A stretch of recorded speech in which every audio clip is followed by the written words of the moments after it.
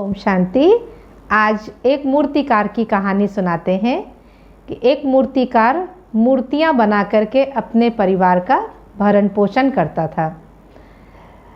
उसके घर में एक पुत्र जन्म लेता है और पिता की जो कारोबार था उसको ही वो अपना लेता है और बचपन से ही वो बहुत अच्छी मूर्तियां बनाना शुरू करता है। लेकिन जब जब वो मूर्ति बनाता था और अपने पिताजी को मूर्ति दिखाता था तो उसके पिताजी उसकी मूर्ति में कोई ना कोई जो कमी रहती थी उसको बता करके उस बच्चे से कहते थे अभी इसमें सुधार करो।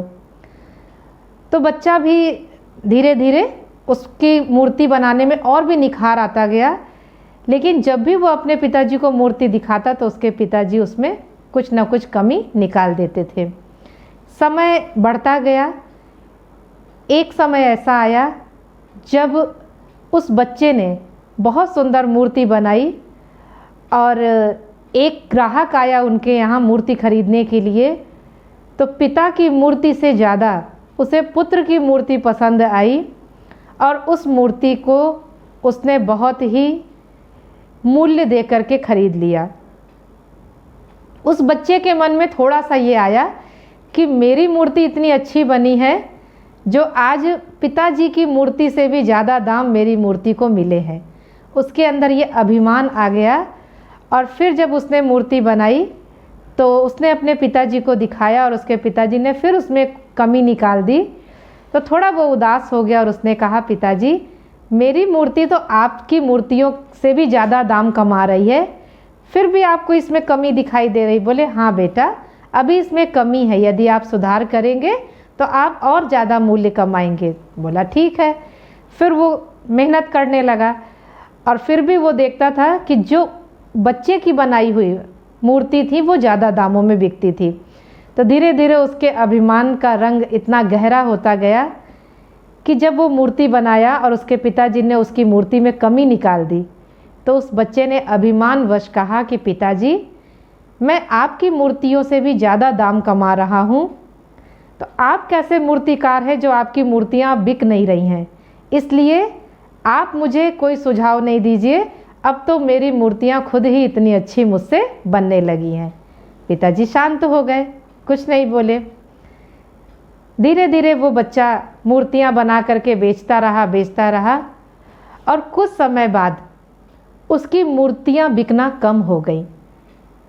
जब उसकी मूर्तियाँ बिकना कम हो गई, उसके दाम भी कम हो गए, तो थोड़ा सा वो उदास हो गया और उदास मन से दुखी मन से अपने पिताजी के पास जाकर कहता है पिताजी आज आपसे अपने दिल की बात कहता हूँ कि अभी तक तो मेरी मूर्तियाँ बिक रही थी तो मैं बहुत अपने को गौरवान्वित महसूस कर रहा था, लेकिन अब तो मेरी मूर्तियाँ भी नहीं बिक रही हैं और जो भी बिकती हैं उनके दाम भी बहुत कम हो गए हैं, इसका क्या कारण है। तो पिताजी बहुत ध्यान से उस बच्चे की बात को सुनते रहे और बोले कि अभी तुम्हारे अंदर अभिमान आ गया है कि तुम बहुत अच्छी मूर्तियां बनाते हो। जब तक मैं तुमको सुझाव देता था और तुम उस सुझाव को मानते थे और अपनी मूर्तियों में सुधार करने की कोशिश करते थे, तब तक तुम्हारी मूर्तियों के दाम ज़्यादा थे। उसने कहा ऐसा क्यों?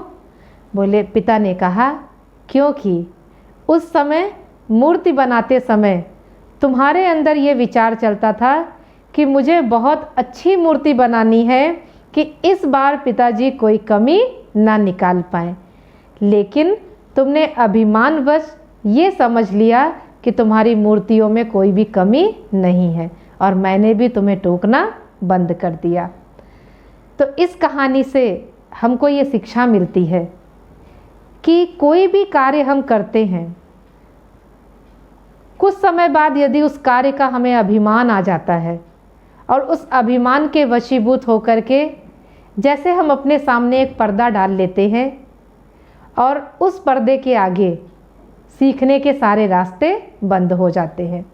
तो इसलिए हमेशा जैसे हम लोग ये बचपन से सुनते आ रहे हैं कि अपने को बच्चा समझ करके चले और कहीं से भी कोई शिक्षा मिलती है उसको आत्मसात कर लें, अपने जीवन में धारण कर लें।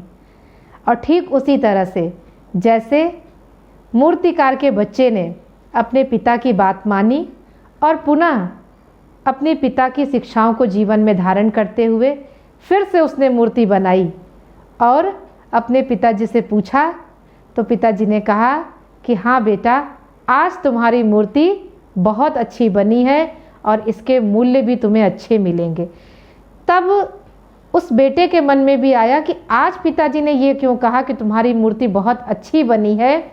तो पिताजी से जब पूछा तो उन्होंने कहा, क्योंकि मैंने भी पहले ऐसा ही किया, मैंने भी अपने पिताजी के आगे अभिमान दिखाया तो आज उसी स्थान पर स्थिर रह गया और फिर उससे आगे मैं नहीं बढ़ पाया।